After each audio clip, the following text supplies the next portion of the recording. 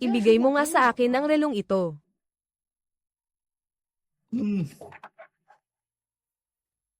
Royan. Anong sinisigaw mo? Gusto mo bang mamatay? Royan, anong ginagawa mo? Sinundan kita ng 4 na taon. Ano bang habol ko sa'yo? Ang habol ko ba sa'yo ay ang kaabalahan mong walang patutunguhan? Para lang tumanda ka, para hindi ka maligo, o para matapos mo ang pagkukumpuni ng inidoro. Ang baho mo sa katawan. Bitawan mo ako.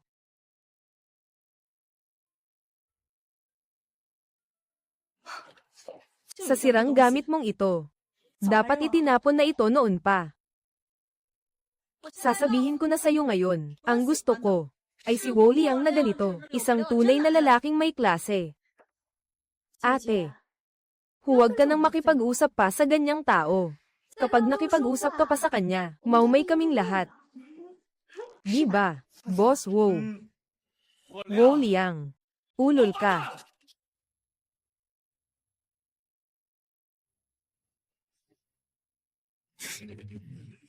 Sige. Akala mo dahil lang sa'yo, mapipigilan mo ako.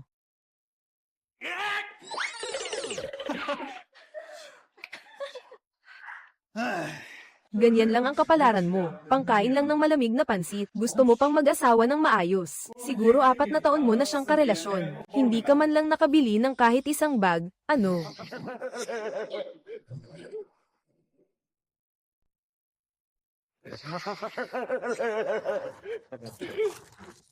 Anong kailangan mo, Lo? Kung mamamalamouse ka, sa kabila ka pumunta. Hoy, binata, hindi ako mamamalamouse.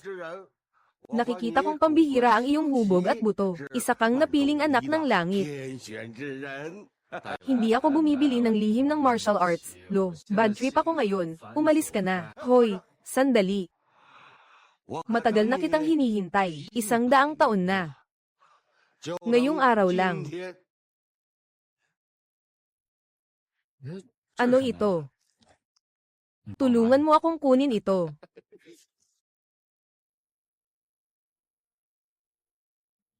Hoy, Lo. Ang iniihaw kong sausage.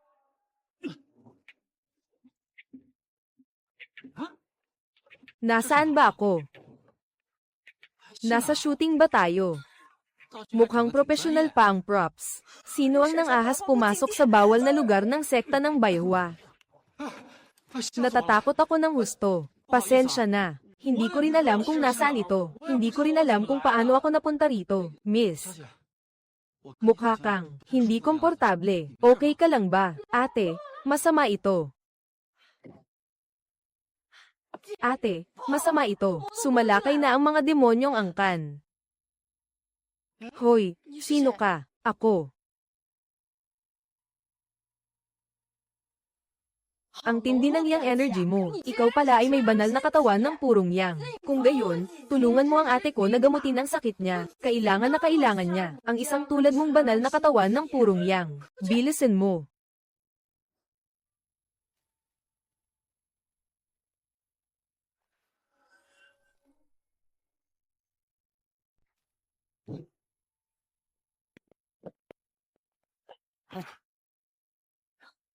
Kakaiba.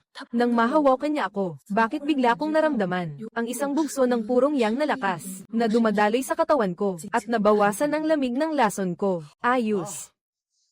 Zhao Shishi, bilang banal na dalaga ng sekta ng Bayhua, sa ganitong oras pa talaga, nakipagkabit pa sa lalaking hamak na ito.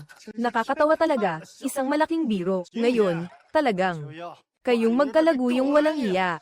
Sabay ko kayong ipapakain sa aking uod na sumisipsip ng kaluluwa. Sugod. Sandali. Nasaan ang hustisya? Nasaan ang batas?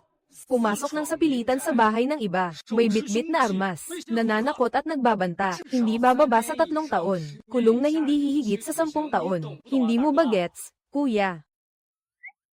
Mas mabuting pakinggan mo ang payo ko, bro. Ibaba mo ang hawak mong sirang balde. Sumuko ka na ng kusa, para mabigyan ka ng mas magaan na parusa. Kung hindi, darating ang mga pulis para sa inyo. Hindi na kayo makakatakas. Ano ba yung sinasabi mo? Tag-in nyo ang madaldal na yan.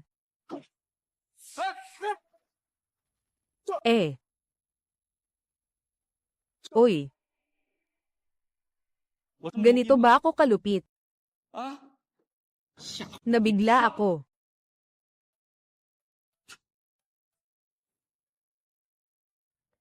Narinig niyo yun? Ibaba mo ang hawak mong sirang balde. Sumuko ka na agad, kung hindi. Lehitimong depensa lang ito. Palalayasin ko kayo. Wala akong panag-utang kriminal. Gets? Banal na katawan ng purong yang, at ang sinaunang espiritong hiyas. Mukhang may ibubuga ka rin pala. Papatayin kita. Bubunutin ko ang puso mo. Kapag nakuha ko ang pusong purong yang na ito, malaki ang itataas ng lakas ko. Kuya, pakinggan mo pa ako ng huling beses. Pakawalan mo na ako. Hindi ako taga rito. Wala akong galit o atraso sa inyo. Kuya, buhay mo ang kapalit.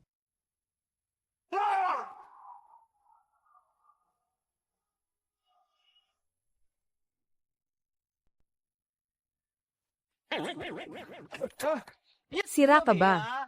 Bumaba ka ba mula sa langit? Ikaw na ang kayat mo. Hindi ka ba tumitingin sa dinadaanan mo? Pasensya na. Pasensya na. Grabe naman. Pasensya na. Natakot ako ng sobra. Panaginip lang pala. Ano ito? Baka mahal ito. Tingnan nga. Anong karapatan mong tanungin ang customer? Bakit sa pagkakataong ito, hindi siya nagbigay sa inyo ng regalo? Hindi niya kayo binigyan. Ayaw lang niyang magbigay sa inyo. Kapag tinanong ninyo iyan, wala nang saysay. At kung ganyan ang tanong, mapapaisip ang customer na, nakakahiya siya. Kapag tinanong ninyo iyan, parang tinatanong ninyo ang boyfriend ninyo, bakit hindi mo na ako mahal? Kasi, hindi ka na niya mahal.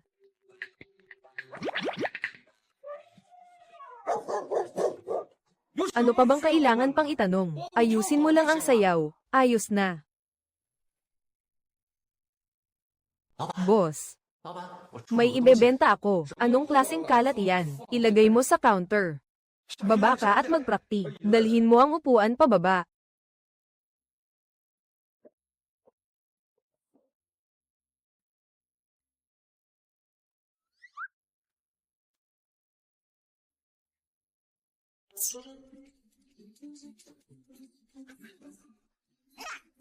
Tiyan. Magbuhos ka ng tubig.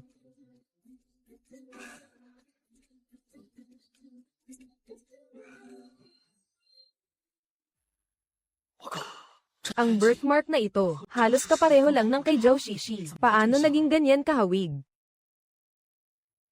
Gintong palaka. Banal na katawan ng purong yang. Nagpapainit at nagpapalusog sa mga ugat ng dugo. Kayang gamutin ang lason ng siyam na impyerno. Anong gintong palaka? Isa lang itong karaniwang bato. Mas maganda lang tingnan. Ganito pala, binata, hayaan kitang kumita ng kaunti, 100,000. Iwan mo rito. 100,000.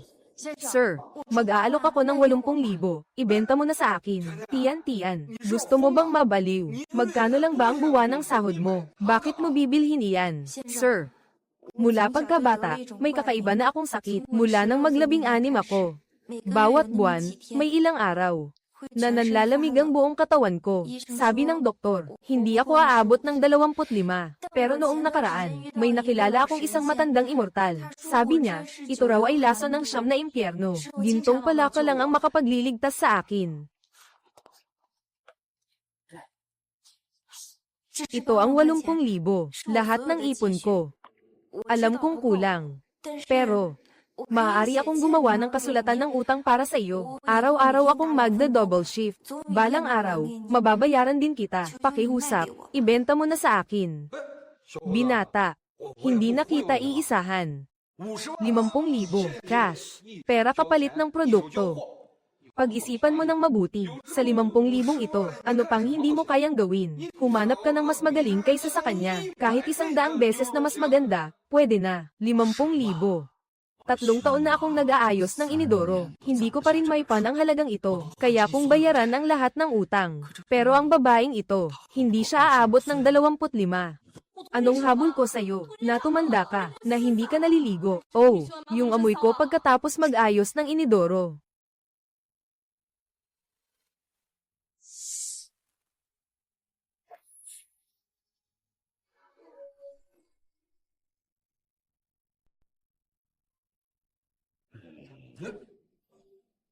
Lason ng 9 na impyerno. Ang sinabi niya kanina ay lason ng 9 na impyerno.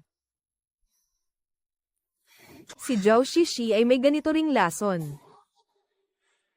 Yung eksena kanina, ang naramdaman ko, ay ang sakit ni Zhao Shishi, o kaya ay sa kanya. Sa pagitan nilang dalawa, tiyak na may kaugnayan. Binibini. Sabi mo, ikaw, bawat buwan, ganito ka rin ba? Mula nang maglabing-anim ako, bawat buwan, may ilang araw, na pakiramdam ko, parang buong katawan ko ay ibinabad sa timba ng yelo, at pati mga buto ko ay nagyeyelo. Walang silbi ang gamot, kahit magpatingin sa doktor, wala rin. Sabi ng matandang immortal, hindi ako aabot ng 25. Ganyan, I hope. Huling presyo na. 1,000,000. Ibenta mo sa akin. 1,000,000, ha?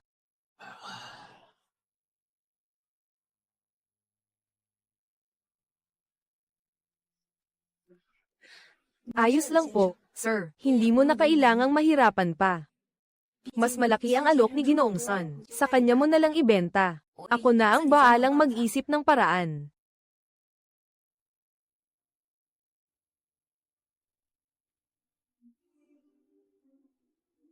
Sige. Ibebenta ko sa iyo. Sige. Ibebenta ko sa iyo. Binata, ang tanga mo naman. 1,000,000 iyan. 1,000,000, ha? Alam ko, sabi ko ibebenta ko sa kanya. Tiyan. Bibili ka talaga. 3 buwang sweldo mo. Kalimutan mo na. Tatanggalin kita ngayon din. Hindi na kailangan ng 80,000. 50,000. Bakit? Bakit?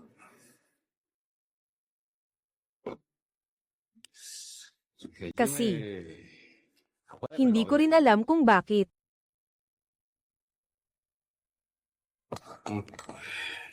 Salamat sa iyo. Boss, huwag ka na ring magalit. Mayroon pa akong gintong palaka. Yung nasa likod, ibebenta ko rin sa iyo. Espesyal ang pirasong ito. Totoo. Mayroon pa. Meron. Sa susunod, siguradong meron pa. Pero, ngayon mo dapat, bayaran mo na ang sweldo niya. At saka, hindi mo siya pwedeng tanggalin. Sige, aayusin ko na ngayon. Ginoo, ito ang contact ko. Kung may kailangan ka sa hinaharap, lapitan mo lang ako. Ako si Tiyan.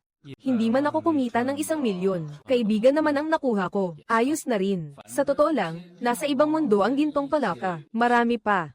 Ituring na lang na puhunan. At saka, sa pagitan niya at ni Zhao Shishi, siguradong may koneksyon. Ako si Li Xiaojun. Salamat, Kuya Xiaojun. Balik ka lagi, Ginoong Li. Nasa tindahan si Tiyan at hinihintay ka. 6. Malaki. Ngayon ko ibibigay ang sweldo mo. Kailangang mag-ayos ang isang babae. Dalhin mo ang 10,000 at gastusin mo. Salamat, boss.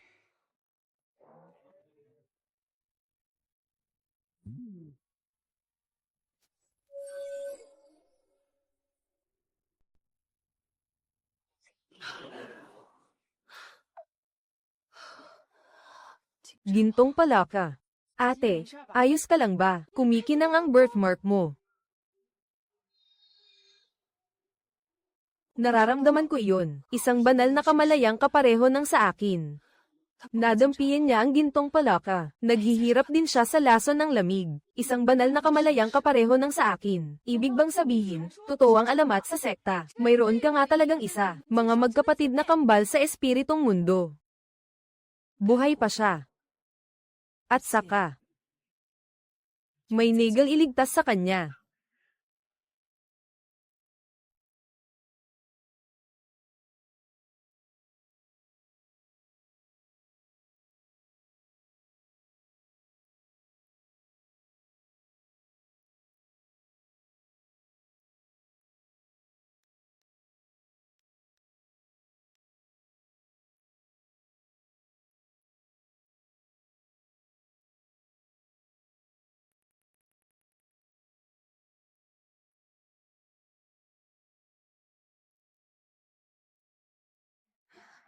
Hindi nga ako niloko ng matandang immortal. May pag-asa na ako.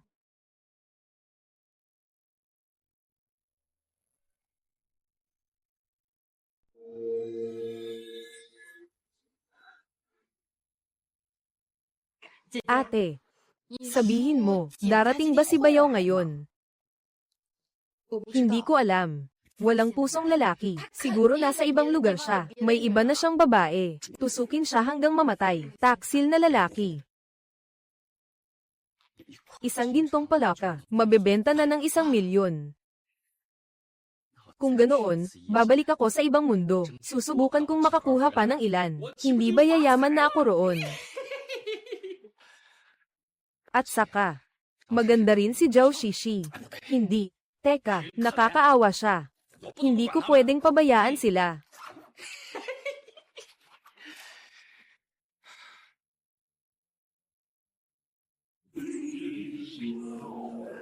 Tusukin siya, tusukin siya, tusukin siya. Bayaw, bakit ka nandito? Bumaba ka, baba, baba, ikaw na malaking tanga. Sino ba ang bayaw mo? Ginoo. Hello. Ang pangunahing pakay ko sa pagbisitang ito ay, mas maganda na ba ang pakiramdam mo? Mabuti naman kung ganoon. Ang pakay ko talaga sa pagpunta ko ay, magdala ng kaunting pasalubong para sa inyo.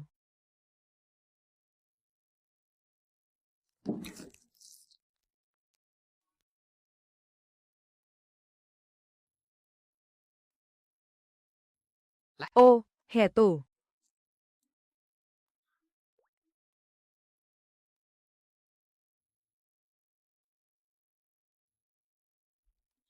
Ang lambot naman. Gawa ba ito ng hiwaga ng mga immortal? Mas malambot pa ito kaysa sa aming sutlang panyo. Mas malambot pa. Ate, tingnan mo nga, mas maayos ito kaysa sa nakakatutusok na telang abaka, at praktikal pa.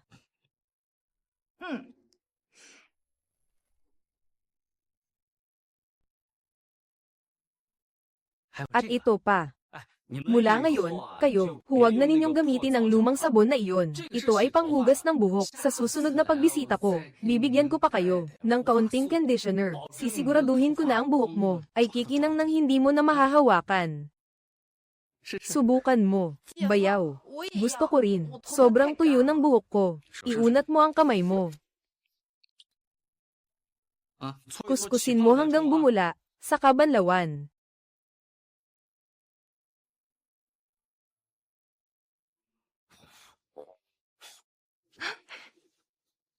Hugasan mo para sa ate mo.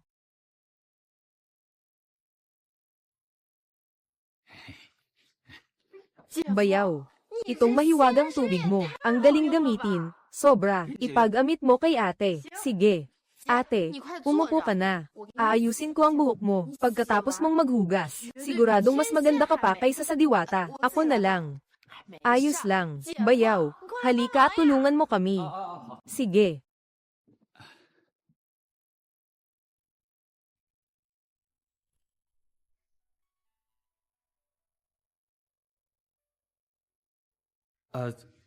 Nga pala.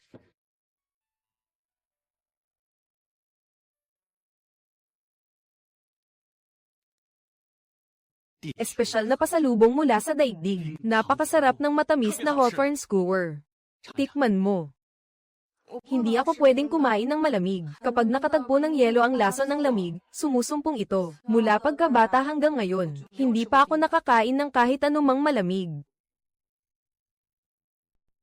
Tinatawag itong matamis na Hawthorne, pero hindi ito malamig. Napakasarap. Tikman mo nga.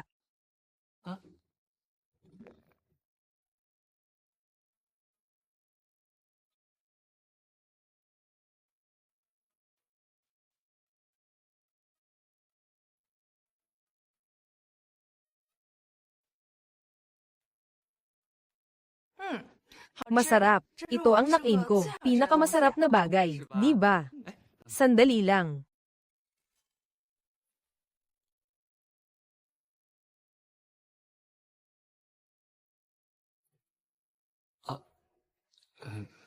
Nakakahiya naman. Bayaw. Panasan mo ang sulok ng bibig ni ate, at bigyan mo pa si ate ng matamis na hawthorn. Wala akong kahit ano. Bigyan mo rin ako ng isa. Gusto ko rin. Sige, sige. Mas gutom pa ako kaysa sa kanya.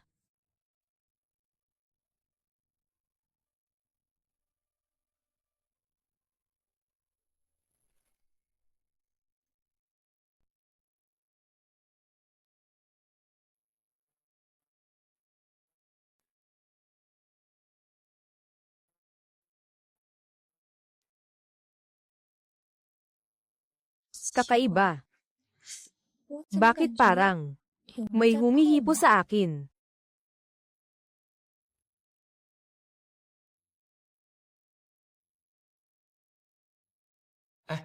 Hindi nyo ba narinig ang kasabihan? Naunahin ang paggalang.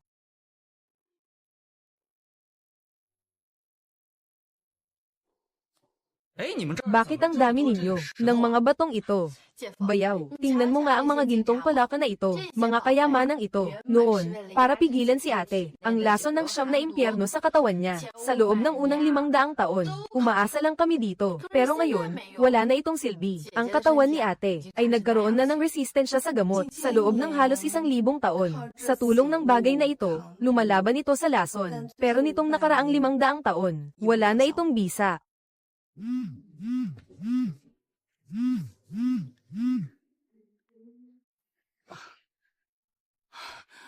Ginoo, kakaramdam ko lang ng kamalayang kapareho ko na tinamaan din siya ang lason ng siyam na impyerno. Tama ba? At sa tulong ng gintong palaka, gamaan ng husto. Totoo nga.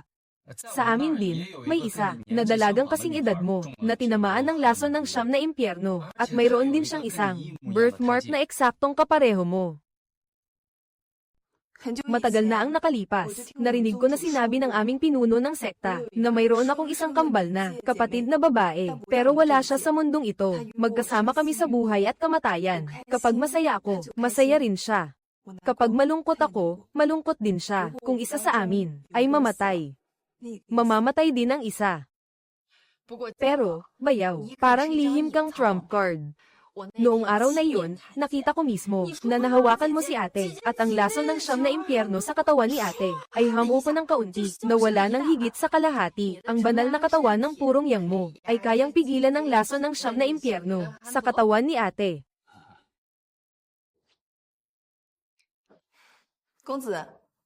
Dalhin mo na ang mga batong ito. Bagaman dito sa amin, karaniwang bato lang ang mga ito. Sana magustuhan mo. At saka, sana madalas ka pang dumalaw. Totoo ba? Siyempre pwede. Bayaw, ang mga batong ito. Sa amin ni ate ang mga ito. Pero kailangan kong kausapin ka tungkol sa isang bagay. Gamitin mo ang iyong banal na katawan ng purong yang para mapigil ang lason ng siyam na impyerno sa katawan ni ate. Lason ng siyam na impyerno. Ang mga bagay na ito ha, ibibigay ko na lahat sa iyo. Kung hindi pa rin sapat, aakyat ako sa bundok Liyo para kumuha pa para sa iyo. Sige. Ang mga batong ito. Ang mga gintong palaka na ito, magkano kaya ang mabibili nilang liangpi? Liangpi. Ano iyon? Makakain ba? Ang liangpi ang pinakamasarap na pagkain sa mundong ito. Sa susunod na dumaan ako, magdadala ako ng ilang mangkok para sa inyo. Sisiguraduhin kong pag natikman ninyo, hahanapin ninyo pa ulit. Sige. Tungkol naman sa usapan natin. Ganito na lang, uuwi ko muna sila. Pag nakauwi na, pag-aaralan ko ng mabuti kung paano gagamutin ang sakit ni Shishi. Ayos ba?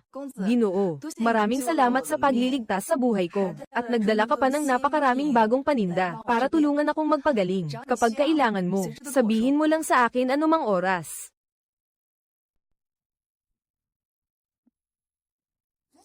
Li Xiaojun, nandito ka na pala. May dala akong magagandang bagay para sa iyo. Ano iyon? Sandali, sandali.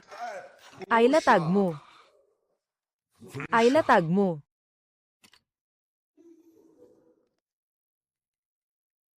Lahat ng ito ay dekalidad na gintong palaka. Siyempre. Hindi ba si Li Xiaojun iyan? Paano naman? Taga-kumpuni lang ng inidoro, kumita ng kaunting pera, tapos bumibili na ng mamahalin. At narito pa para magsangla, kumakain ka pa ng pagkaing tabing kalsada na ganyan. Hindi mo talaga mabitawan ang kahirapan mong iyan. Oo nga. Isang hamak na taga-kumpuni ng inidoro lang. Karapat dapat ka bang tumabi sa amin? Umalis ka na agad. Huwag mong hadlangan ng hanap buhay ng iba. Mas mabuti pa kaysa sa ilang tao, na itinuturing ang urinal na parang kayamanan.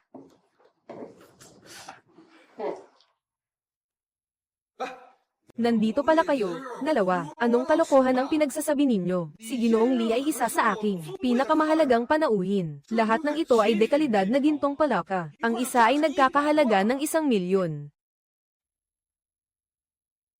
Ginoong Lee. May 50 milyon sa card na ito. Kukunin ko lahat ng ito. Kung gaano karami pa ang ibibigay ninyo sa hinaharap, tatanggapin ko lahat. 50 milyon. Napakarami niyan. Siguradong peke iyan. Ikaw na taga-kumpuni ng inidoro. Saan ka kukuha ng ganito karami? Sa mga mamahaling bagay. Masyado ka namang nangingialam sa hindi mo dapat pakialaman. Ano ba ang pakialam mo? Boss son, magkano ang ibinigay niya sa iyo para umarte ka kasama niya? Hindi ako naniniwala. Isang taga-kumpuni lang siya ng inidoro. Ano bang maaasahan mo sa kanya? Hindi ka naniniwala. Tumawag ka sa bangko at magtanong. Siya ngayon, pero isa siyang high-level VIP ng bangko. Sige. Hello. Ay check mo sa akin ang isang nagngangalang Li Xiaojun. Di ba? Ang high-level VIP ng bangko ninyo. Sir, ang pangalang hinahanap ninyo. Totoo ngang sa bangko namin siya. High-level VIP. Ano? Xiaojun, hindi ko iyon ang ibig sabihin. Marumi ako, mabaho ako, huwag mo akong hawakan. Hindi mo ba ako iniinsulto at pinagtataksilan? Sige, ituloy niyo ang pagsunod sa kanya. Sinasabi ko sa inyo. Ikaw na babaeng ganyan, pera lang ang habol. May pera ako ngayon. Pero, ngayon, kahit nasa tabi kita, hindi ka man lang karapat dapat magpunas ng sapatos ko. Li Xiaojun.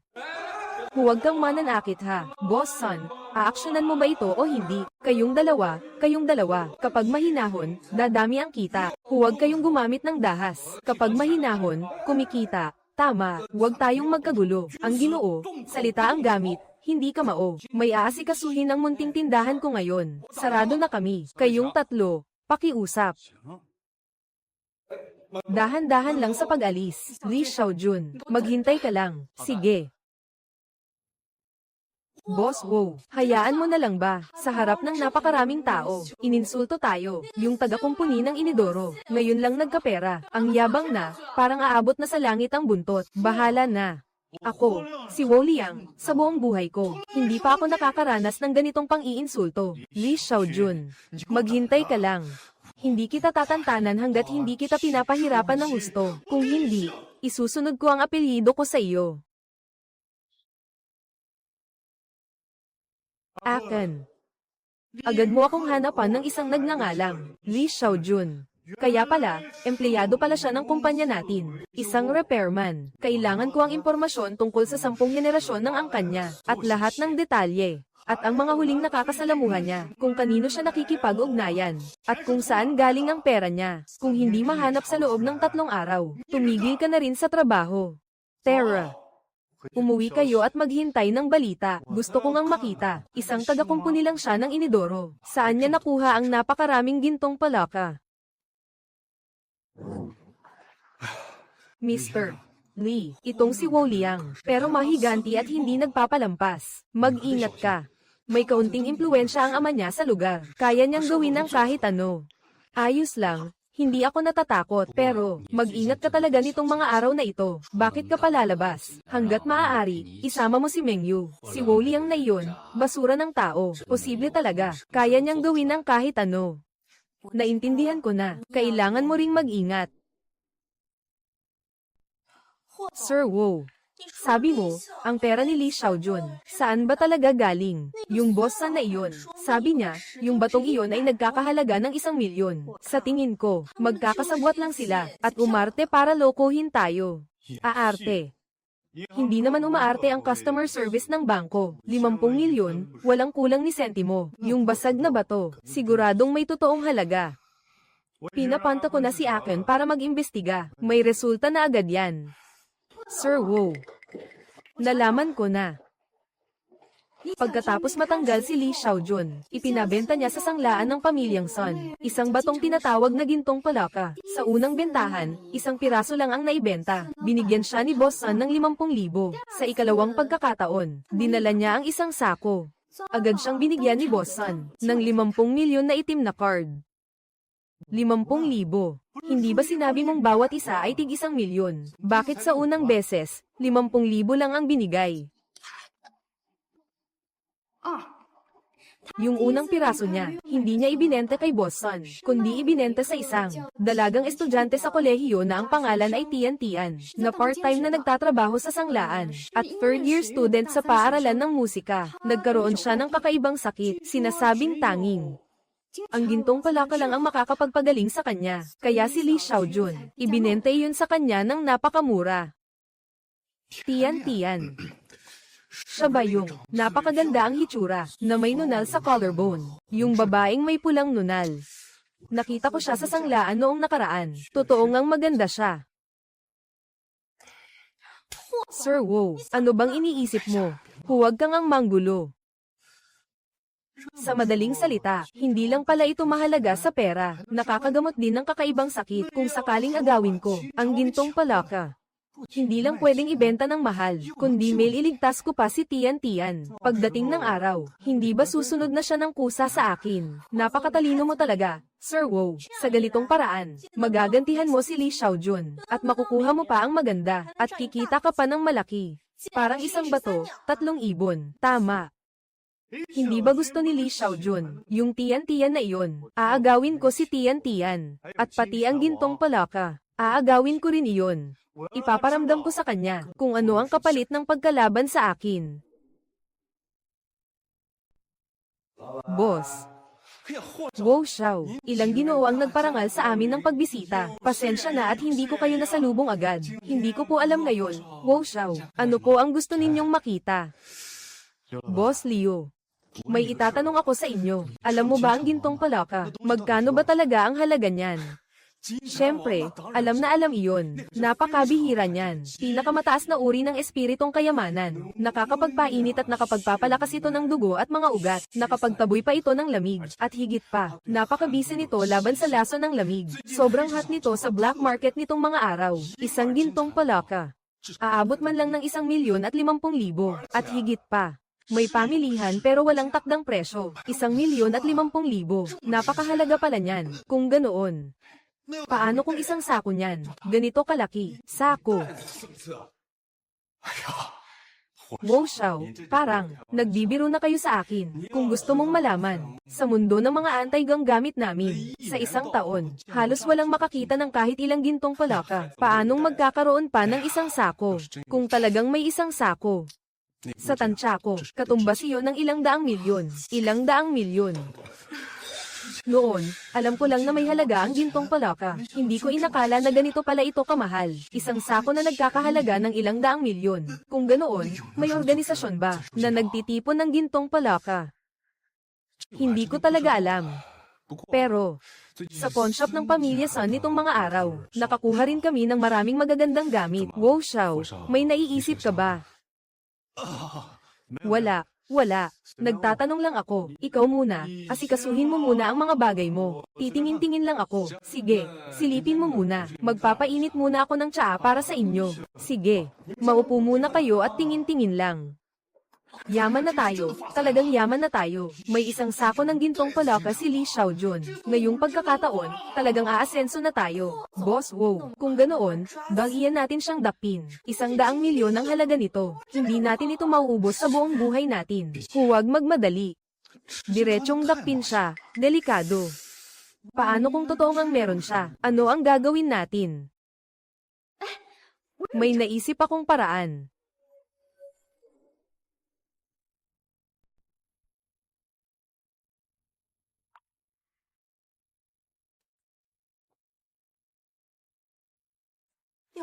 Dumating si Boss Lee. Ngayon, ano na naman? Ang dala mong masarap. Magdala ka ng merienda, mga mangga. Noong live stream niya, may isang basher na laging pinaiinit ang usapan. Sinasabi pang may nag-aalaga sa kanya. Masama ang mood niya. Magdamag siyang sumasayaw na lang.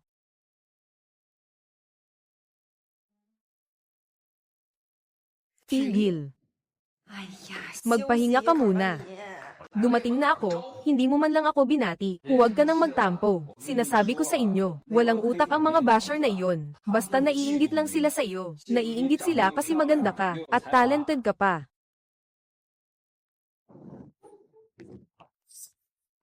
Halika, kumain ka ng matamis. Bibigan agad ang pakiramdam mo. Salamat, Kuya Xiaojun. Bakit pa tayo magpapa-formal? Pero ngayon nandito ako para, may mahalaga akong sasabihin sa iyo. Yung si Woli ang naulupong na yun. Kailangan mong mag-ingat. Lalabas ka ngayon, lalo na sa gabi. Talagang kailangan. Mas mabuti kung isama mo si Mengyu. Kung hindi talaga kaya, tawagan mo ako. Pwede rin. Naintindihan ko. Pero Xiaojun, mag-ingat ka rin. Napakasama ng taong yun. Baka ikaw din ang pagbuhatan niya ng kamay. Huwag kang mag-alala. Hindi niya ako kaya. Isang tao lang siya. Kahit 10 o 8 pa. Hindi ako natatakot.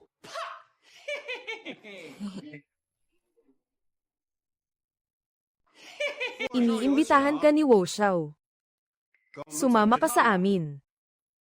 Kanino ang delivery na 9,527? Akin ang sour fish ko. Hoy, kuya, akin ang delivery kong sour fish. Bakit mo ako hinihila? Isang order lang ay 38 yuan. Dinagdagan ko pa ng 2 order ng pickled cabbage. At isang order ng vermicelli. May sayad ka ba?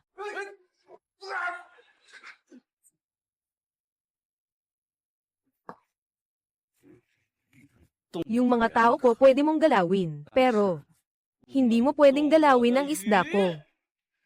Sugod. Gusto mo pa? Nilaling mo si Wo Xiao. May kapalit kang hindi maganda. Umatras. Nako. Hindi ka pa nga umaatake. Sa totoo lang, hindi rin naman ito ang galing ko. Baka itong bagay na ta, ang nagbabantay sa akin. Tama, Tian. Kanina, hindi ka naman natakot, no? Ayos lang, Kuya Xiaojun. Kung wala ka roon, hindi ko talaga alam kung anong gagawin ko. Hindi ko ba sinabi sa iyo, kapag may problema, hanapin mo lang ako. Halika, kumain ka na. Lalamag na yan mamaya.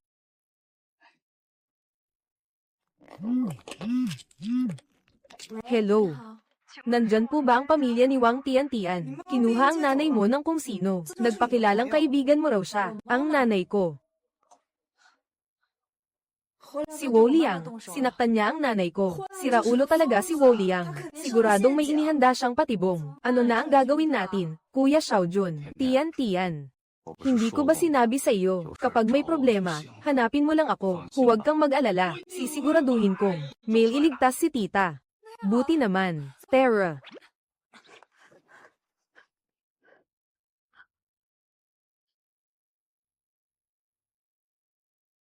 Tae. Huwag kayong mag-alala, pinapanta ko na si Li Xiaojun, yung cute na yun, para maipadala sa akin ang gintong palaka. Sa oras na iyon, makukuha natin ang gintong palaka. Ang negosyo natin ay angat palalo. Nadala na ang mga gamit, pakawalan na siya. Boss, totoo. Li Xiaojun, hindi ka rin naman pala ganoon kagaling. Akala ko pa naman sobrang lakas mo. Hindi ba't maayos mo namang inabot ang mga gamit sa akin? Pwede bang huwag na ang paligoy-ligoy? Nadala na ang lahat. Palayain na si Tia. Pakawalan mo siya. Sa tingin mo, posible. Ngayon, hindi lang ako kukuha ng mga gamit. Babasagin ko pa ang mga binti mo. Gusto kong ipaalam sa iyo kung ano ang kapalit ng pagkalaban kay Wo Liang. Sugod. Sandali. Babasagin ninyo ang mga binti ko.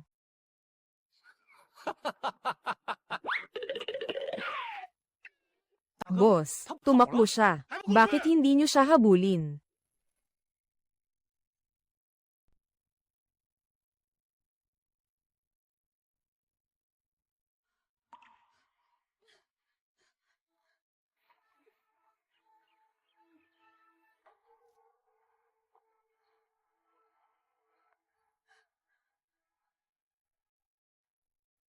Ma,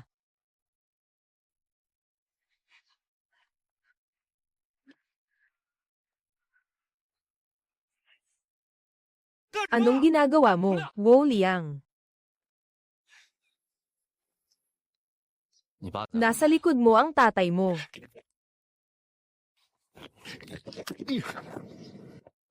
Ano? Bakit hindi ka nahimete? May tama ka ba?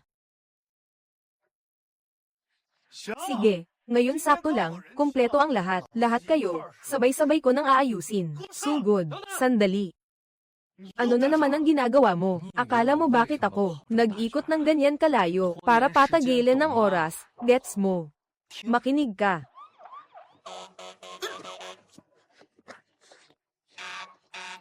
Ikaw, tumawag ka na ng pulis. Urong. Tiya, halika po. Umupo muna kayo at magpahinga. Ayoko nang maupo pa. Kumain po kayo ng nilagang itlog para kumalma. Ikaw talagang bata ka. Bakit puro pagkain ang laman ng bulsa mo? Nakasanayan ko na.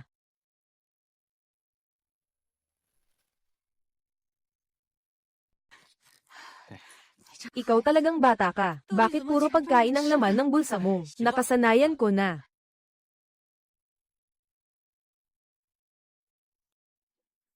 Anong problema? Hindi ba maganda ang pakiramdam ng ate mo sa kabila? Magkakabit ang mga kaluluwa ninyo. Ang biglang pagyanig na naramdaman mo sa loob. Siguradong naramdaman din niya iyon. At ang nasa loob ninyo, ang lason ng siyam na impyerno ay hindi na talaga matatag. Kapag nawala ang kontrol, madaling malihis sa demonyong landas. Kailangan kong puntahan at tingnan. Anong pinag-uusapan ninyo? Anong lason ng siyam na impyerno? Anong kalokohan ng pagkalihis sa demonyo? Ayos lang po, Tiya. Kumain po kayo ng nilagang itlog. Ay ho, hindi na ako magsasalita pa. Sige, magmadali ka na. Mag-ingat ka sa daan. Sige po, Tiya. Tiyan. Ikaw na ang bahala kay Tiya. Pag uwi mo, magpahinga ka ng maayos. Pupunta muna ako para tingnan. Kuya Xiaojun, ikaw mismo, siguraduhin mong mag-ingat ka.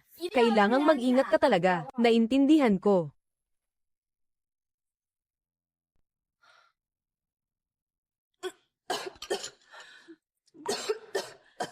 Ate, huwag mo akong takutin. Pupunta ako ngayon din para hanapin ang banal na manggagamot ng Baihua. Nadama kong medyo natatakot ako.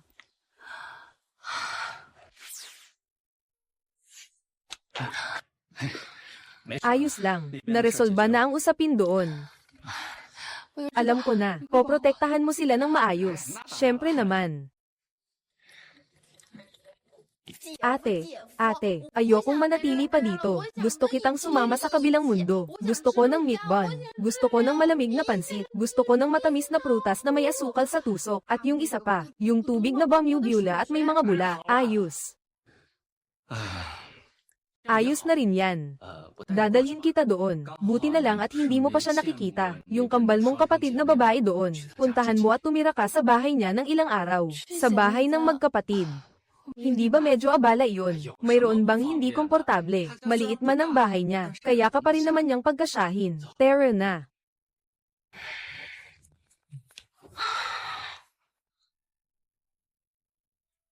Sasama rin ako.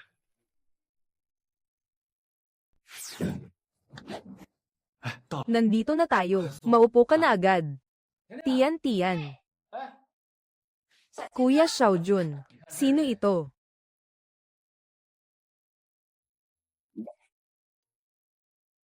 Ito si.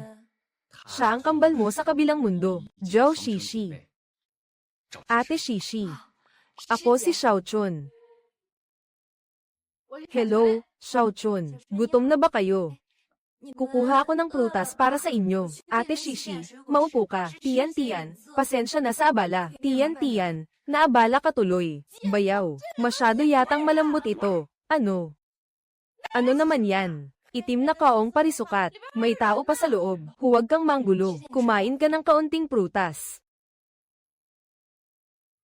Bayaw, napakasarap talaga ng prutas na ito. Mas masarap pa kaysa sa mga bunga ng espiritu ng Bayhuasek. Gusto ko itong kainin araw-araw mula ngayon. Ikaw talaga ang mata ko. Bukas bibili ako ng 5 kilo para sa iyo. Hindi mo rin mauubos lahat. Susulutan kita ng isang basong tubig.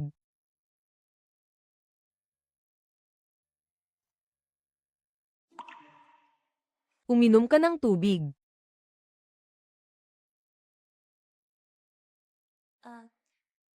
Dapat gutom na kayo. Magluluto ako ng kaunti. Gagawa ako ng isdang may atsirang gulay para kainin ninyo. Sige.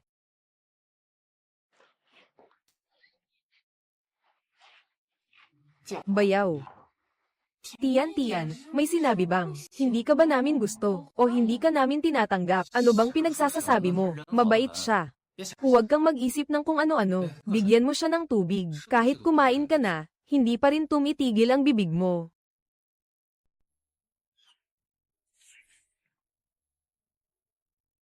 Kuya Xiaojun, nandito kami para makita ka. Tiyan, Ma'am Son. Tiya. Kukunin ko ang bangko, ina. Tiyan. Sino ito? Siya si Zhou Shishi. Ito pala si Shishi. Nabuking na sa akin ni Tiyan lahat. Hindi ko talaga lubos maisip. Sa mundong ito, may ganyan palang kabaliw na pangyayari. At nangyari pa mismo yan sa sarili nating katawan. Noon, lagi kong iniisip na, ang sakit ni Tiyan ay mula pa sa pagkasilang. Xiaojun, nilutuan kita ng sabaw na manok para bumalik ang lakas mo. Sinadya kitang bisitahin ngayon. Ikaw at ang 2 dalaga. Salamat, tita. Halika, tita. Maupo ka. Ikaw na ang maupo. Halika, maupo ka. Ikaw na ang maupo. Sige. Xiaojun. Sobrang salamat talaga sa inyo sa pagkakataong ito. Kung hindi dahil sa inyo, matagal na sigurong tapos ang buhay kong ito. Matagal ko nang sinabi kay Tiyan na si Xiaojun na ito, halata mong maaasahan. Kung ikukumpara kay Wo Liang, 100 ulit siyang mas mahusay. Tama. Matagal ko nang nakikita na si Wo Liang ay walang kwentang tao. Paano siya makukumpare sa kapatid nating si Xiaojun? Tita Son, boss.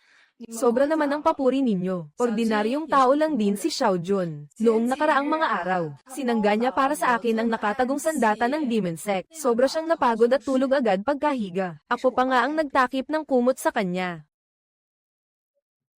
Oo nga. Malaki ang utang namin kay Shishi. Kung hindi, matagal nang sira ang braso kong ito.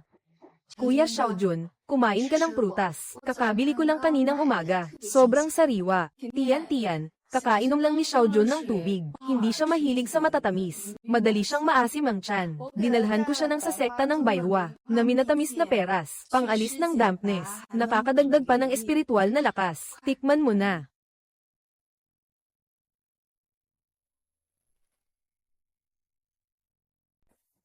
Kuya Xiaojun, kumain ka ng prutas. Kakabili ko lang kaninang umaga. Sobrang sariwa. Tiyan, kakainom lang ni Xiaojun ng tubig. Hindi siya mahilig sa matatamis. Madali siyang maasim ang tiyan. Dinalhan ko siya ng sa sekta ng Baihua, na minatamis na peras, pangalis ng dampness, nakakadagdag pa ng espiritual na lakas. Tikman mo na. Xiaojun, kumain ka pa ng prutas. Ayos lang, pampuno ng bitamina. Kain ka. Kainin mo ito at parang pabalik-balik kang makakatawid sa 2 mundo. Sobrang lakas nitong kumain sa katawan. Kainin mo ito para makapagdagdag ng bitamina. Mas mabilis magbalik ng lakas ang minatamis na prutas. Sige, kakainin ko pareho.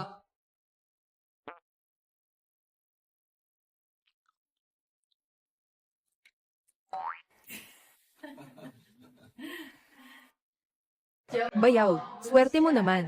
2 babae ang sobrang bait sa iyo. Hindi ako dapat magtagal dito. Aalis na ako ngayon.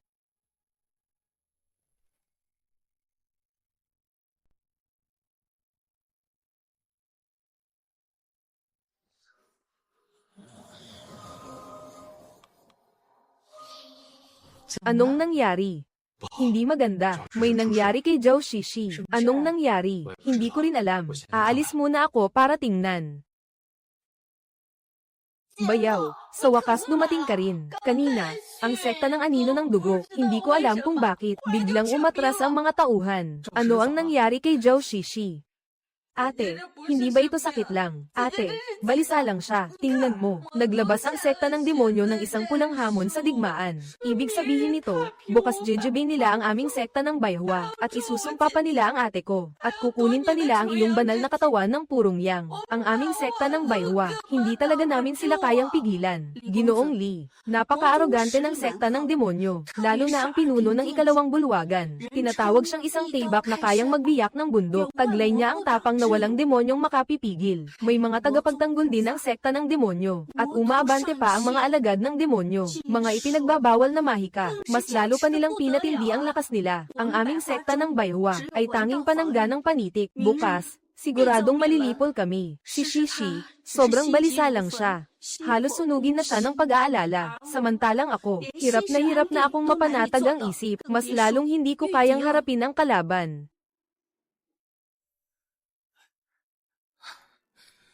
Xiao Jun, kasalanan ko lahat. Ako ang nagdulot ng gulo sa iyo. Bayaw, kung tutuusin, tungkol sa tinatawag na isang tibak na kayang magbiyak ng bundok, ang nakatatandang pinuno ng sekta ng demonyo, at sa kung ano-anong 3 ulo at 6 na braso, mga alagad ng sekta ng demonyo. Wala lang silang iba kundi, mga taong ayaw makakita ng pamumulaklak ng iba, mga tigreng papel lang. Noong tagsibol 300 taon na ang nakalipas, dumaan ng isang banayad na ihip ng hangin, at ang pollen ng mga bulaklak ay tumama sa ilong nila, at agad silang bumahing. Grabe! Ganoon ang hitsura nila, parang mga munting unggoy na tinuklo ng mga bubuyog sa likod ng bundok. Sobrang kawawa. Akala ko kung anong laki ng problema, hindi ba deklarasyon lang ng digmaan, at malakihang pagsalakay lang. Huwag kayong mag-alala, nandito ako. Hindi malilipol ang sekta ng bayhwa, hindi rin kayo mapapahamak. Ang lihim na supot, may itatanong ako sa iyo. Narito ang sekta ng bayhwa, pero halos wala silang lakas sa laban. At may isa pang sekta ng demonyo, na gustong lusubin ang sekta ng bayhwa. Ang sekta ng bayhwa na ito, paano dapat humarap dito? Una, ayon sa plano, patibayin ang pasukan ng bundok ng sekta ng bayhwa, at maglagay ng pormasayo ng panitik at depensa, para mapatagal ang paglusob ng sekta ng demonyo. Ikalawa, gumamit ng modernong kagamitan bilang babalang aparato, para maagang malaman ang galaw ng sekta ng demonyo. Ikatlo, gagamit ako ng aking lihim na baon para sa palitang tula at pagpigil sa kaaway. Mga salitang pampalakas ng loob sa labanan ng tula. Huwag kayong mag-alala, sa araw na iyon, ako mismo ang lalabas. Anong klaseng mahiwagang gamit ito? Kaya nitong makaisip agad, ng paraan para labanan ng kaaway. Baka hiwagang pang-immortal ito. Huwag mo nang alamin kung anong pambihirang bagay iyan. Magtiwala ka na lang sa akin. Xiao Jun, naniniwala ako sa iyo. Lahat kami sa sekta ng bayhwa, ay susunod sa lahat ng aayusin mo. Mga maliliit lang sila. Manggahas pa silang galitin ang mga tao ko. Manggahas pa silang pag-initan ako. Hindi man lang nila ako tinanong. Pumapayag ba si Li Xiaojun o hindi? Guwapo. Ano ang gusto mo? Boss, bigyan mo ako ng isa. Yung pinakamukhang mala-immortal ang dating. Yung damit na pinakabagay sa isang dakilang iskolar. Pinakamainam kong lahat ng makakita sa akin ay iisipin nilang ako ay isang henyo sa panitikan. Binata, sasali ka ba sa Hanfu event? O mag-show-shoot ng maikling drama? O makikipagpalitan ng palo sa sekta ng demonyo. Ang bago at kakaiba ng script mo ah. Walang problema, kukuhanin ko para sa iyo ang isa sa tindahan namin, na pinakagwapo ang dating. Siguradong bagay sa iyo kapag sinuot mo. Huwag nang banggitin pa ang sekta ng demonyo. Kahit dumami pa sila, sila pa ang mag-aabot ng sigarilyo sa iyo. Halika, sumama ka sa akin. Sige. Itong isa. Boss. Para sa babae ito, di ba? Pasensya, mali ang nakuha ko. Pasensya. Ito. Panlalaki. Hindi pwede, hindi pwede. Mukha kang bida sa isang martial arts drama. Hindi pwede, hindi pwede, hindi talaga pwede. Hanapan mo pa ako ng isa. Maghanap ka pa ulit. May nakita ako.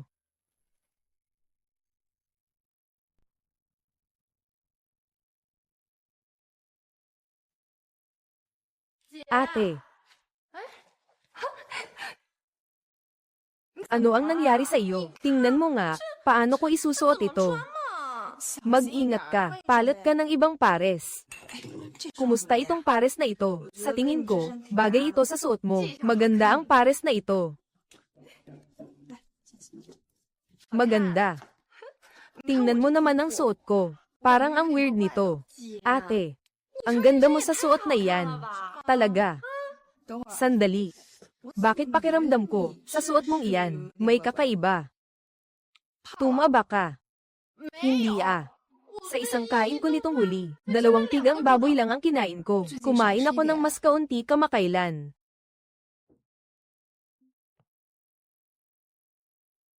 Sa itaas, langit ang katapat ng lupa, ang ulan ay katapat ng hangin, ang kalupaan ay katapat ng malawak na kalangitan. Sa ibaba, bulaklak sa bundok ang katapat ng punong dagat. Sa ibaba, ang pulang araw ay katapat ng kalangitan. Walang masama kung mas marami kang isulat, may isa roong siguradong magagamit. Sekta ng demonyo. Narito na ako.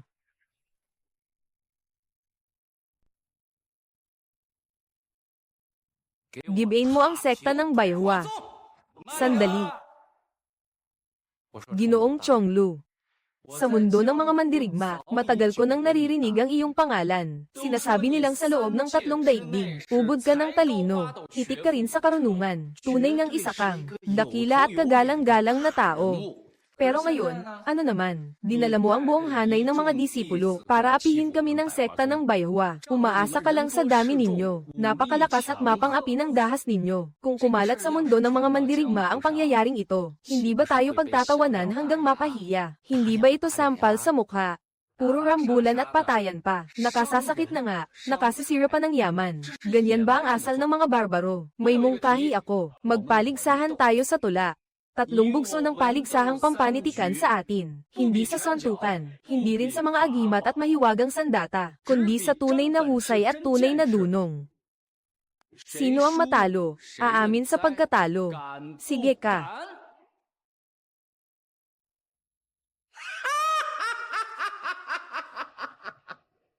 Napakatawa naman.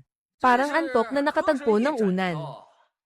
Parang maltong binitay na naghahanap pa ng lubid. Ako, na naglakbay sa 3 daigdig sa loob ng 1000 taon, sa usapin ng aral at talino. Wala pa akong talo kailanman. Ikaw na hamak na kabataang mula sa sekta ng Bayhua. Ang lakas ng loob mong ako pa ang hamanin sa paligsahang Makata. Parang sinipa mo ang sarili mo, sa matigas na batong daan, at naghahanap ka pa ng sakit. Huwag mo namang palubuan ang sinasabi mo. Sabi nga, ang tunay na bihasa ay nasa karaniwang tao. Paano kung ikaw ang matalo?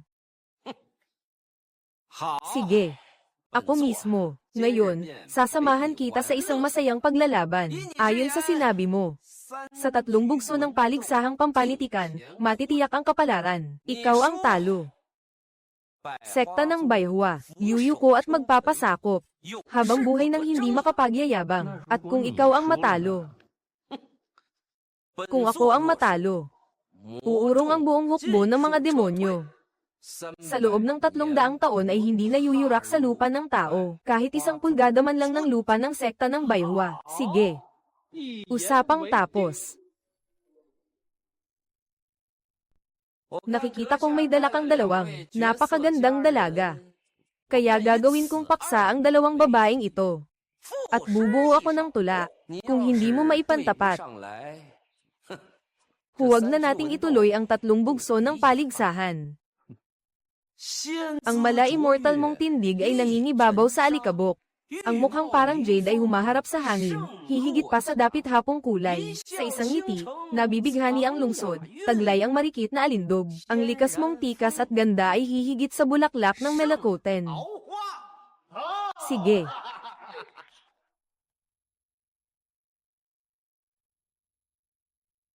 Ang galing naman. Talagang Makata ang tugma, ha? Pero kulang ka sa panlasa ng mga Ginoo. Mukha lang ang tinitingnan mo. Bigyan kita ng mga linyang hindi mo pa naririnig.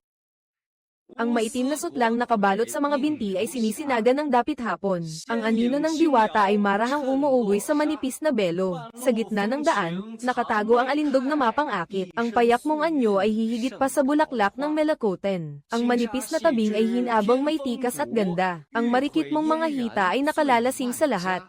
Huwag sabihing walang sukdulang ganda ang mga diwata. Isang guhit ng itim na belo ay yayanig hanggang sa dulo ng daigdig. Sige. Kanina, pampainit lang iyon. Ngayon, opisyal na magsisimula.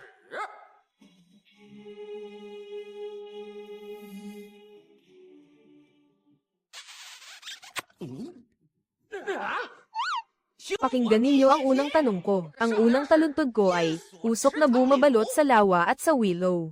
Ang 5 letrang ito, sakto ang mga radikal sa gilid. Tugma sila sa metal, kahoy, tubig, apoy, at lupa. E paano na ito ngayon? Oo nga, sa halos 500 taon, wala pang nakakaya na makabuo ng kumpletong kasunod na linya. Chonglu, ang lupit mo namang magpahirap sa tao. Ang kasunod kong linya ay kanya nang nagbabantay sa tore ng lungsod sa dagat. Kanya nang nagbabantay sa tore ng lungsod sa dagat. Apoy, ginto, tubig, kahoy, lupa. Sakto rin ang katugmang metal, kahoy, tubig, apoy, at lupa. Bayaw, ang galing mo pala. Ang pares na ito, sobrang galing. Oo nga, Ginoong Lee. Aba, nasa sagot mo pa iyan. Oo. Tiyak na kinopya niya iyan. Kinopya niya iyan. Kahit sarili mong linya, hindi mo maaalala. Nakakahiya ka. Ikaw pa ang may gana magsalita tungkol sa iba. Ikaw ba ay taga-ayos ng inidoro? O henyo sa panitikan? Bago pa ako mag-ayos ng inidoro, naayos ko na ang sarili ko. Sige. Sa unang bugso, panalo ka. Pero nagsisimula pa lang ito. Mas mahirap pa ang ikalawang tanong na ito. Pakinggan mo ang ikalawang tanong ko. Ang ikalawang tanong ko ay, malungkot na malamig na bintana, nag-iisang nagbabantay sa pagiging balo. Naku po. Ito ang tunay na walang kapantay. Lahat ng 7 letra ay may radikal na parang bubong. Sa mahigit 100 taon, wala talagang nakakaya na makabuo ng kumpletong kasunod na linya. Chonglu, ikaw na matandang iyan. Hindi ito simpleng tugmaan. Pinapahirapan mo lang ang mga tao. Ano? Hindi mo na masagot. Sabi ko na nga ba, itong taga-ayos ng inidoro, gaano ba karami ang talino sa panitikan niya? Mas mabuti pang maaga kang sumuko. Pwede pa kitang pagkalooban ng buong angkan. Bakit ka nagmamadali? Hindi ba ako nag-iisip? Naisip ko na. Ang kasunod kong linya ay ibalik ang lotes, saka bumalik sa malayang pamumuhay. Ibalik ang lotes, saka magbalik sa malayang paglalakbay. Puro radikal na panglakad ang gamit. Talagang ang husay ng pares na ito. Ang dating ng mga salitang ito, sobrang ganda. Ikaw na nagbabantay sa Demon Sect. Bakante lang ang binabantayan mo. Ako na may aatras sa kabundukan at gubat para mamuhay ng malaya. Talagang klasikong klasiko ito. Pinakamagandang likha. Wala nang hihigit. Hindi. Siguradong nandaya ka. May problema ang pamaypay mo. Dalhin mo rito at titingnan ko. Ikaw na ang tumingin. Ito ang South Plaza ng Dayan Tower. 10 yuan lang ang bili ko sa 3 piraso. Ano na naman? Kayong mga taga-Demon Sect, hindi man lang nagpapagamit ng pamaypay.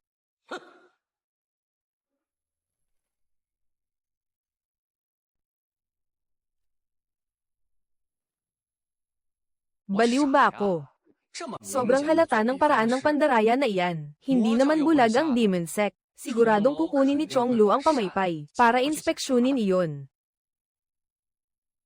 Pero may baon akong pakulo. Ito ang pinaka-perpekto na paraan ng pandaraya. Ito ang tinatawag na paglihis ng atensyon. Pakitang tao lang sa harap, palihim na lusot sa Chenkang. Kapag nakita ako ni Tang Bohu, magbibigay din siya sa akin ng thumbs up.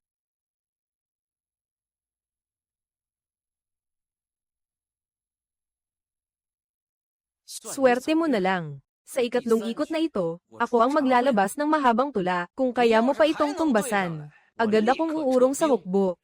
Sa loob ng 300 taon, hindi ako hahakbang sa sekta ng Baywa kahit isang beses. Kung hindi mo ito matapatan. Ang kambal na sinaunang teksto, at ang kambal na banal na dalaga ay mapapasakin. Pati ipapawalang bisa mo pa ang sarili mong kung fu. Sumama ka sa akin pabalik sa mundo ng mga demonyo bilang alipin. Pangarap mo lang yan. Pakinggan mo ang ikatlong tanong ko. Ang panimulang linya ko ay, ang aking demonyong sekta, ikalawang bulwagan, ikatlong bulwagan, ikaapat na himpilan. May 500 tagapagtanggol at 6,000 alagad. Nahasa na ang 78 uri ng espada, 8 patay, 1 buhay. Ipinangako kong jijibain ang sekta ng Bayhua. Aagawin ng yaman at dadamputin ang mga tao. Sige. Xiao Jun, baka dapat tumakas na lang tayo. Sobrang hirap naman nito. Oo nga, bayaw. Hindi kami tanga para tumanggap ng talo agad. Padulasin na lang natin ang talampakan natin at tumakas muna tayo. Tingnan mo ako. 10 kuha siyam na sigurado, 8 panig, 7 butas. 6 na draft at 5 panulat. 4,300 tula at awit. Sa isang salita lang, siguradong babatuhin kita. Chong Lu, isauli mo ang dangal ng aming sekta. 10 kuha siyam na sigurado laban sa isang sekta at 2 bulwagan. 6 na draft laban sa 500 tagapagtanggol. Anggon sa pakiramdam. Gulpiin ang pagmumukha ni Chong Lu.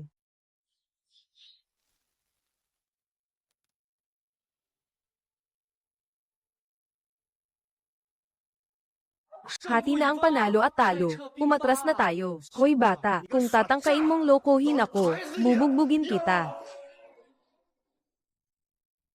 Bata, tatangkain mo pang manloko, bubugbugin kita. Kuya, ang baho ng bunganga mo, parang kumain ka ba ng bawang? Umatras na tayo, bilis, umatras na.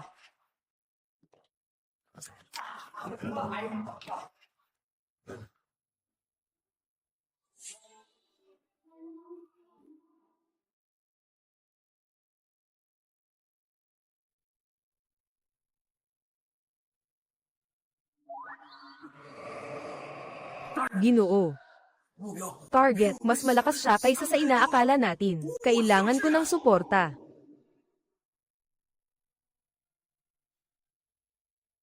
Xiao Jun, tama nga ang tiwala ko sa iyo. Sabi ko na nga ba, tama lang na nagtiwala ka sa akin. Ngayon sa sekta ng Bayhua, maghandog tayo ng engranding salo para magdiwang. Hindi lang basta lasing, hindi uuwi, ayos ba? Sige.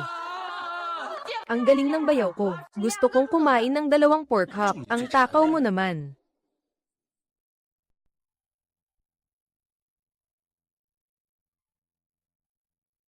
Talagang ang galing ni Kuya Xiao Jun.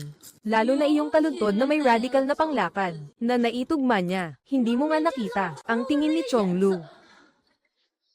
Ate, dumudugo ang birthmark mo. Masama ang pakiramdam ko. Mabilis, tawagin mo si Kuya Xiao Jun. Pupunta ako ngayon din.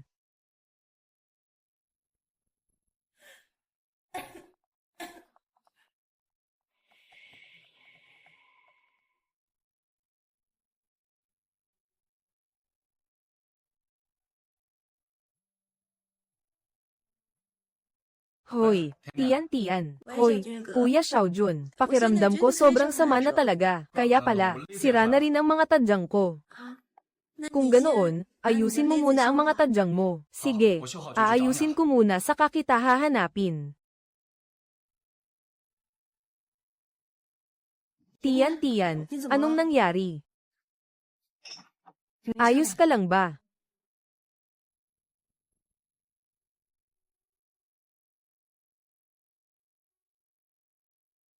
Naubos na ang enerhiya ng marka ng kambal na buto. Kailangan pang mapunan ng lakas ng purong pinagmulan. Pero hindi pa nagigising ang katawan mo. Pumunta ka agad sa bundok, Liu. Nasa tabi ako ng bundok. Hintayin mo ako sa ilalim ng lumang puno ng akasya. Sino ang nagsasalita? Sino? Siya kaya.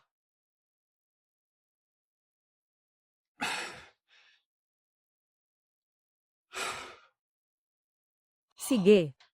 Dahil hindi na ako makakapanakop, pupunta na lang ako sa bundok, Liu.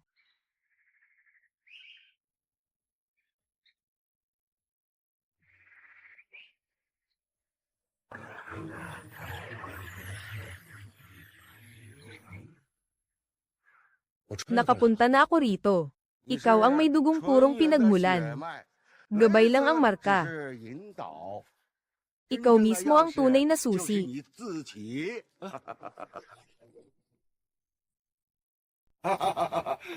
Ako ang unang henerasyon, tagapagbantay ng selyo. 1,000 taon na ang nakalipas. Ang kambal na banal na babae ang semelyo sa demonyong nasa labas ng selyadong daigdig. Ako ang may tungkuling magbantay. Pero ang selyo ay nalulusaw minsan kada 100 taon. Kailangan ito ng lakas mula sa dugong purong pinagmulan. Hindi ko na kaya, kaya ikaw ang pinili ko. Kaya pala, ano ba talaga ang problema sa selyo? May sadyang nanira sa selyo. At ninakaw ang kapangyarihan ng demonyo mula sa langit. Ang organisasyon ng Shengsu, hindi sila para palayain ang demonyo mula sa langit, kundi para sumipsip ng lakas nito. At sakupin ang dalawang mundo. Sina Tian-Tian at Zhao Shishi. Ang lason ng siyam na impyerno ay, dahil nasira ang selyo. Ang kaluluwa ni nakambal na Diyosa, ay unti-unting sinisipsip at kinakain. Kung hindi ito maayos agad, maubos ang kanilang buhay at mamamatay sila. E paano naman aayusin iyan? Nasabi ko na ang lahat ng kaya ko. Ang iba pang bagay, ikaw na ang bahala sa pag-unawa. Paano ko naman iintindihin ng ako lang? Bantayan mo lang ang sagabal. Anong sagabal? Ayusin ang selyo. Kailangan ng 7 araw. Sa loob ng 7 araw na ito, tiyak na magpapadala ang Shengsu ng mga tao para manggulo. Ako lang ba ang magbabantay? Kasama mo rin kami. Bayaw, tutulungan ka namin. Sige na, bilisan nating ayusin ang porma sayon.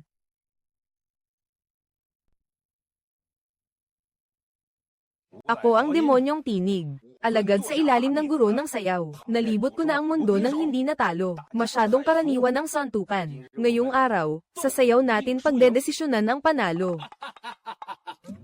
Mukhang ako lang, ang walang katumbas na hari ng sayaw, ang gagalaw.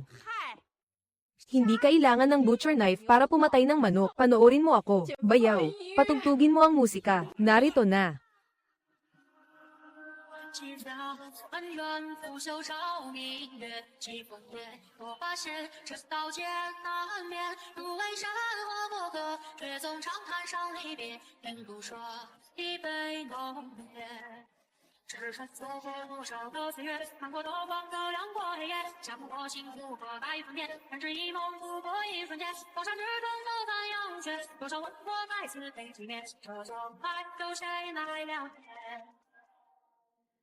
Natalo ako. May natutunan ako ngayon. Umalis na tayo. Mula ngayon, huwag na kayong tumuntong. Sa bundok Liyo, kahit kalahating hakbang, umalis na.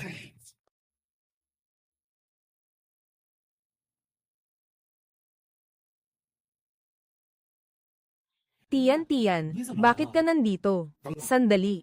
Nakontrol na ng Shengsu ang isip niya. Evil na panggagaway nila ito. Kapag nataman ng ganito, pati sariling pamilya ay hindi na makikilala. Tian-Tian. Tingnan mo, ako ito, Xiao Jun. Ako si Tian-Tian. Pasensya na, Kuya Xiao Jun. Hindi ko sinasadya.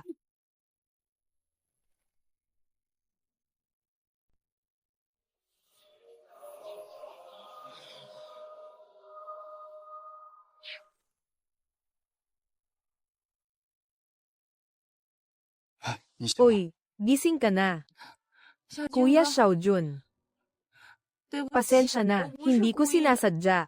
Pinipilit nila ako, itinali nila ang nanay ko.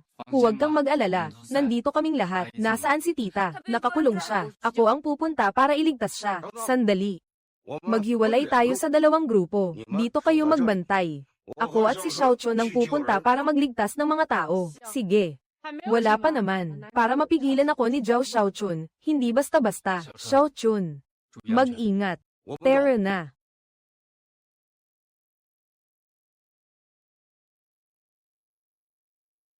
Sino ka ba? Pinapanta kami ni Xiao Jun para iligtas ka. Tara, lumabas tayo at doon na mag-usap.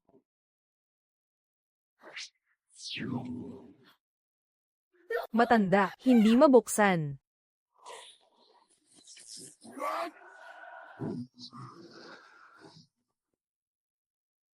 Hindi pwede. Wala na akong lakas ngayon. Siguradong ang mga iyon, mga gunggong na iyon ang nagpapahirap sa atin. May signal na. Oy, Kuya Xiaojun, nakaipit kami dito. Nandito rin si nanay ni Tian Tian. Alam ko na.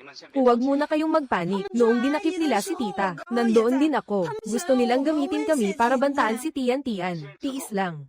May isip akong paraan. Bayaw, bilisan mo na. May harang dito. Sa loob, nawawala ang lahat ng aming panloob na lakas. Tita, kumusta kayo? Tita, ayos lang ba kayo? Matandang ninuno. Sandali. Mag-isip muna ako. Ma, pakiusap. Padaan.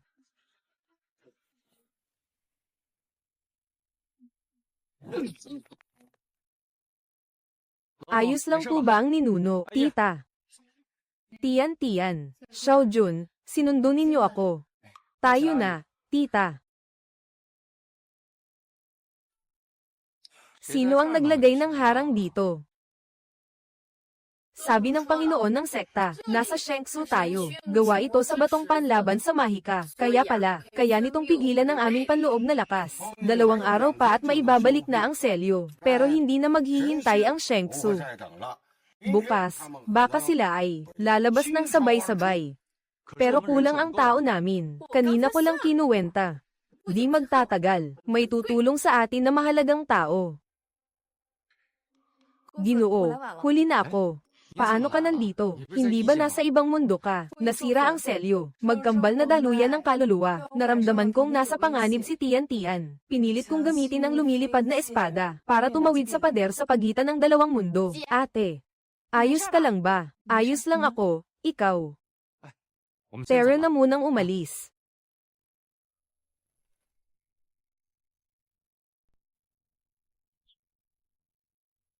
Li Xiaojun. Isuko mo ang boundary pearl. Kung hindi, lahat kayo'y mamamatay. Kuya, huwag kang puro away-away. Ang bangis at nakakatakot. Umupo ka, uminom tayo ng alak. Dahan-dahan nating pag-usapan. Ano sa tingin mo? Halika, kapatid, salinan kita. Sige, kuya. Hindi ka ba umiinom? Kuya, pasensya na. Kung hindi ka umiinom, huwag pilitin. Bata. Ako ay isang taong hindi nalalasing kahit sa 1,000 tasa. Ang immortal na lasing. Swerte. Ako si Li Xiaojun, ang hindi nalalasing kahit sa 10,000 tasa. Wala pa akong nakakangitong kalaban. Huwag kang magyabang. Bata, huwag mong sabihin hindi kita binigyan ng pagkakataon. Kung malalasing mo ako sa panginginom, agad kong babawiin ang boundary pearl ng walang dalawang salita. Kung hindi, lahat kayo'y mamamatay. Sige. Ano sa tingin mo kung maglaban tayo sa panginginom? Pwede. May ay lalatag akong tuntunin. Uminom tayo ng 3 tasa. Kung sino ang unang malasing, talo. Ano sa tingin mo? Sige. Kayo ang bisita, kaya kayo ang mauna. Unang tasa.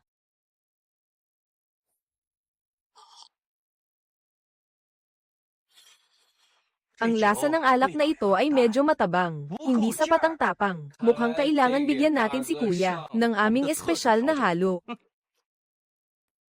Pangalawang tasa. Ayos ang alak na ito, isa pa. Kailangan nating ilabas ang ating treasure na nagpoprotekta sa tindahan. Ang lihim na formula, bawal tingnan,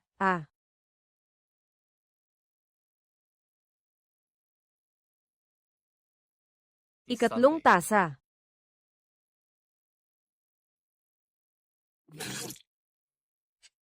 Anong klaseng bagay ito? Bakit ang anghang? Ang anghang na anghang. Hindi na makayanan ni kuya. Mabilis, inom ng tubig. Mabilis, inom ng tubig. Suko ako. Ang alak na ito ay may ibang bagay. Talo ako. Suko ako. Suko ako. Talo ako. Mabilis, tulungan ninyo ang inyong pinuno. Isang grupo ng mga walang kakwenta-kwenta. Umalis na tayo. Sandali. Tingnan mo ang ayos mo, kuya. Mukha kang kagalang-galang. Hindi mo siguro babaliin ang iyong salita. Ano, hindi nga masama na ikaw ang pinili ng Boundary Pearl. Sa susunod, hindi ka na magkakaroon ng ganitong swerte. Umatras. Dahan-dahan ka, kuya, huwag kang madapa. Ang kahinaan ng banal na katawan ng purong yang ay hindi kailanman ang kapangyarihan, kundi ang pagkahumaling. Siya ay likas na duwag at mahina. Nahuhumaling sa pera. Nahuhumaling sa pagnanasa ng tiyan. Nahuhumaling sa ganda.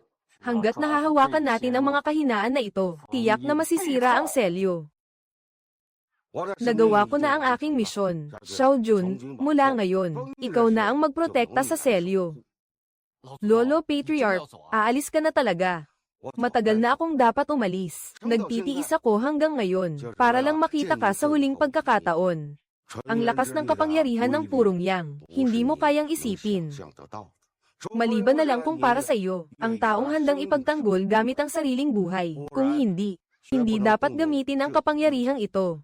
Naaalala mo pa ba, ang ipinaunawa ko sa iyo? Kapag nagamit ito, talagang mawawala ang buhay mo. Tandaan mo ang sinabi ko, ang kapangyarihan ng purong yang, hindi ito para makipaglaban. Para ito sa pagprotekta.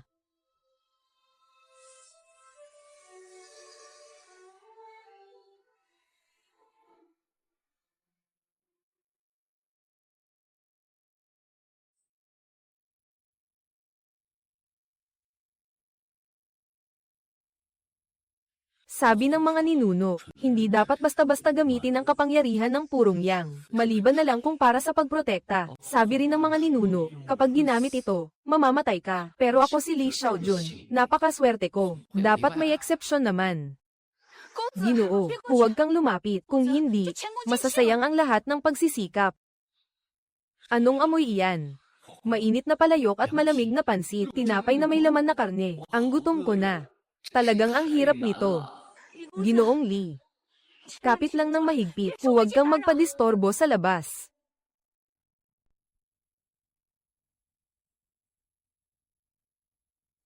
Hindi ako mamamatay. Mayroon pa akong mga mahal ko. Hindi ako pwedeng mamatay.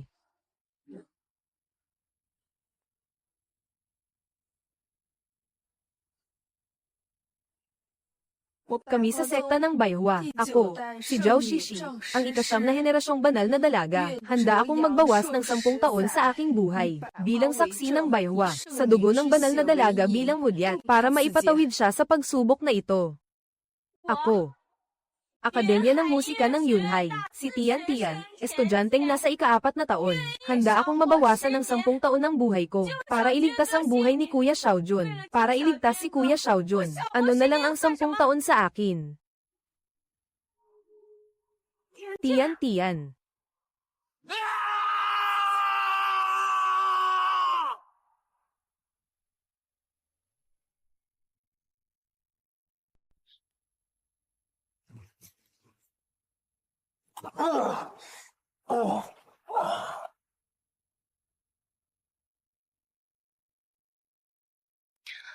Kung wala ka na, Xiaojun, paano naman ako?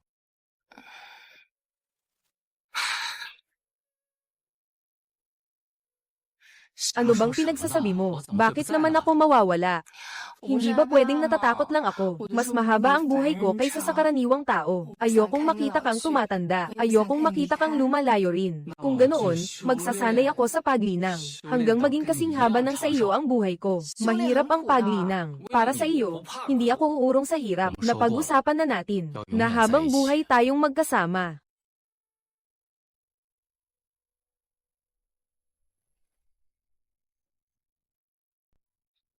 Xiaojun, ngayon bumili ako para sa iyo. Yung malamig na pansit na binabanggit mo sa loob ng 3 araw. Pumili pa ako ng 20 minuto. Sabi ng tindero.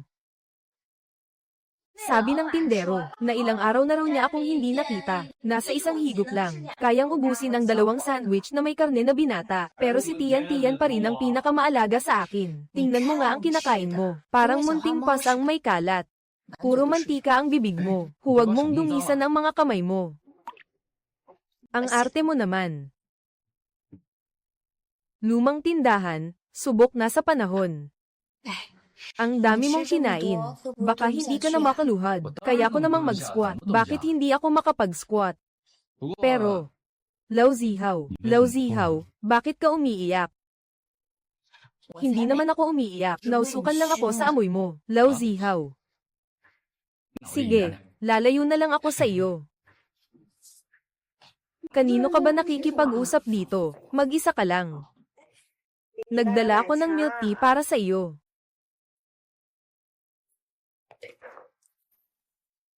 Tian, anong ginagawa mo? Tian, ano ang nangyari sa iyo? Ano ang nangyari sa iyo?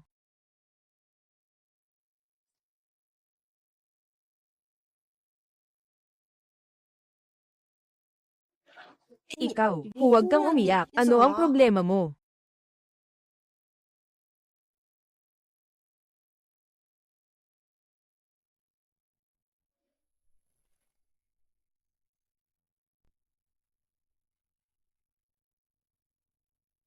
Tiyo, nakita niyo na po ba ang taong ito? Mga ganito kataas. Wala. Magandang araw po. Nakita niyo po ba ang taong ito? Wala. Tanungin ninyo sa kabila. Ginoo. Pasensya na po. Nakita niyo po ba ang lalaking ito? Wala. Pumunta kayo ulit sa kabila at tingnan. Pasensya na po, nakita niyo po ba ang taong ito? Hindi pa. Mga ganito siguro ang itsura. Wala po ba? Salamat, wala. Ano na ang gagawin natin? Hindi talaga natin siya mahanap. Saan kaya siya napunta? Pumunta tayo sa kabila at tingnan. Kamusta ang paghahanap ninyo? Wala kaming nakita. Wala. Hindi rin namin siya nakita. Sige, ipagpatuloy natin ang paghahanap. Maghiwa-hiwalay tayo sa paghahanap. Dito tayo. Terra. Bilesen. Dito, lakihan mo pa ng kaunti.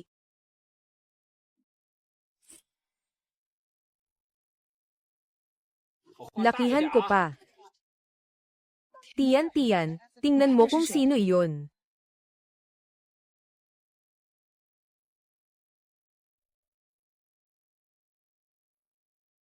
Kuya Xiaojun. Sige, ako na muna ang uumpisa.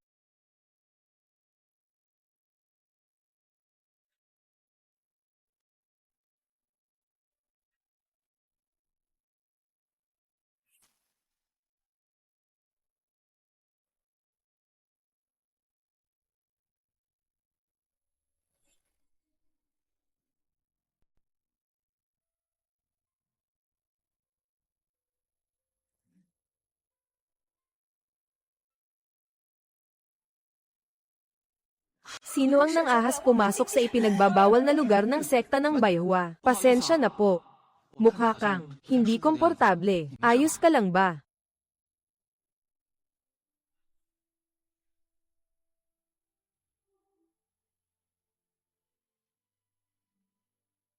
Mula pagkabata, may kakaiba na akong sakit.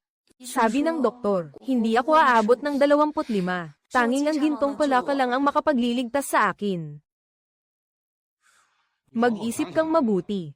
May 500,000 ako. Ano bang hindi mo magagawa? Sige. Ibebenta ko sa iyo.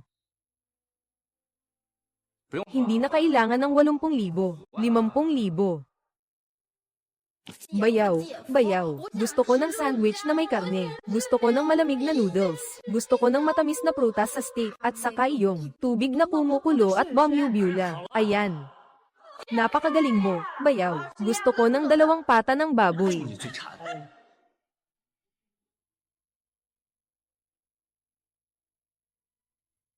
Kuya Xiaojun. Terra. Ako na muna ang uumpisa.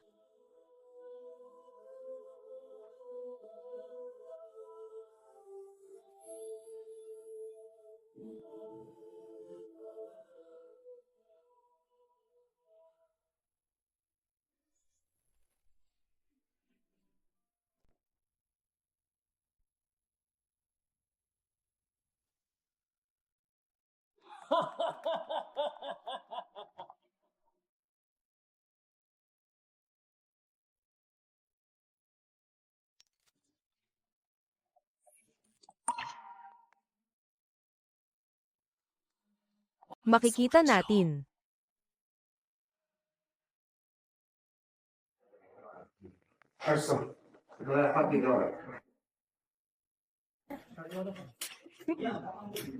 对，帅锅男主，好卖。他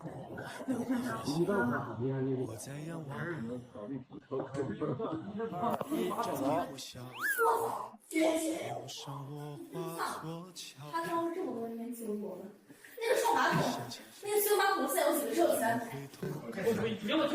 这像话吗？换一瓶。是你金色翅膀，银海多浪荡，那么骄傲，你和我很像。当你迷茫，别忘我肩膀。在这种1:8当你遍体鳞伤，那就请回到我的身旁。年轻时我曾经也一样。